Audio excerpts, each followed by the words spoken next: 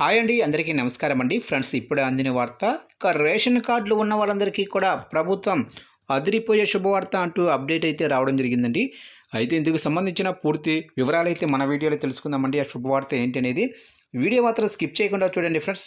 అప్పుడే మనకి పూర్తి సమాచారం అయితే తెలుస్తుంది. ఇక ముఖ్యంగా లైక్ చేయండి ఫ్రెండ్స్. లైక్ చేయడం వల్ల మనకు తెలిసిన ఈ ఇన్ఫర్మేషన్ ఇంకొంతమందికి అయితే తెలిసే అవకాశం ఉంటుంది. ఖచ్చితంగా లైక్ చేయండి ఫ్రెండ్స్. ఇక లేట్ చేయకుండా వివరాల్లోకి వెళ్ళిపోదాము. ఇక రేషన్ కార్డులు ఉన్నవారికి శుభవార్త.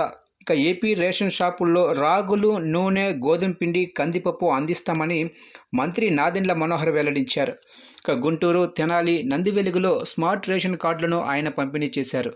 ప్రజలకు నెలంతా రేషన్ అందుబాటులో ఉండేలా ఏర్పాట్లు కూడా చేస్తామన్నారు. ఇక నిన్నటి నుంచి కాకినాడ, ఏలూరు, గుంటూరు, చిత్తూరు జిల్లాల్లో కొత్త కార్డుల పంపిణీ ప్రారంభించారు.